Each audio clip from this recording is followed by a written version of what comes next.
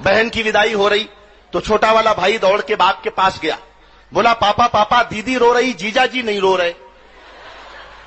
तो बाप ने समझाया, बेटा दीदी तो केवल गेट तक रोएगी, जीजा जी को तो जिंदगी भर रोना ही है। शादी के बाद प्यार रहता है या नहीं रहता कोई गारंटी नहीं है।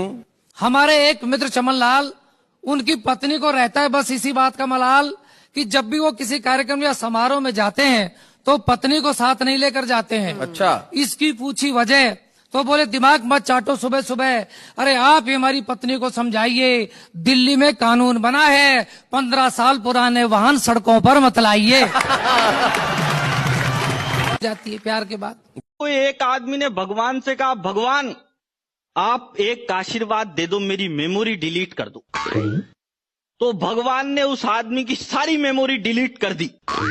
फिर इससे पूछा भगवान ने, बेटा अब भी कुछ याद है क्या? वो बोला साहब केवल बीवी का नाम याद है। तो भगवान बोले यार पूरा सिस्टम फॉर्मेट कर दिया लेकिन वायरस फिर भी नहीं गया। मैंने शोध किया और शोध करके एक ऐसा विभाग ढूंढ के निकाला जिसमें दावे के साथ कह सकता हूं, आपने कभी किसी महिला को काम करते नहीं देखा होगा। उसमें तकनीकी समस्या है, उसमें कभी कोई महिला काम कर ही नहीं सकती। उस विभाग का नाम है दमकल विभाग, फायर ब्रिगेड, क्योंकि महिलाओं का काम आग बुझाना नहीं है। ये सिर्फ वे लोग तालियां बजा रहे हैं जिनके घर में लगी हुई है। नहीं, अगली का एक सूत्री कार्यक्रम होता है, आंख खुलते ही सामने वाले को ऐसी टेंशन दे दो अगला दिन भर घुट घुट के जिए।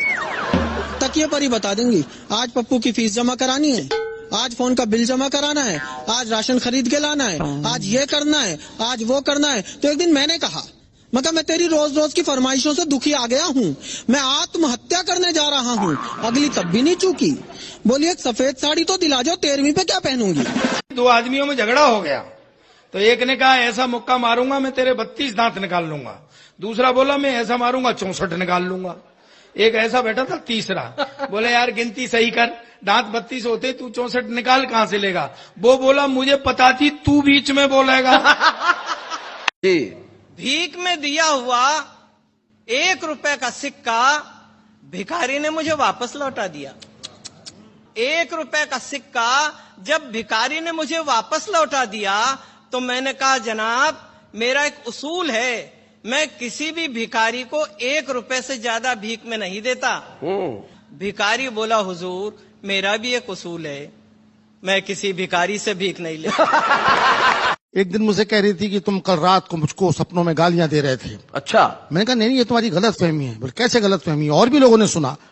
मैंने कहा मैं जानता हूं, मैं कह रहा हूं कि गलत फहमी है क्योंकि मैं उस समय सो नहीं रहा था। वो एक आदमी तो एक नाई की दुकान पे गया, नाई की दुकान पे जाके बोला कितनी देर लगेगी? नाई बोला जी अभी तो 3 घंटे और लगेंगे। दूसरे दिन वो फिर दुकान पे गया, फिर बोला कितनी देर लगेगी? नाई बोला जी 2 घंटे लगेंगे। वो रोज जाता उसकी दुकान पे। तो एक दिन नाई ने नौकर से पूछा यार ये आदमी रोज आता है, न तो शेविंग करवाता है न कटिंग करवाता है, केवल टाइम पूछ के चला जाता है, इसके पीछे जा, आखिर ये जाता कहाँ है? तो नौकर पीछे गया, आधे घंटे बाद वापिस आया। वापिस आते ही मालिक ने उससे पूछा रे नौकर बताओ आदमी कहाँ जाता है? तो नाई बोला, वो नौकर बोला साहब टाइम पूछ के आपके ही घर पे जाता है।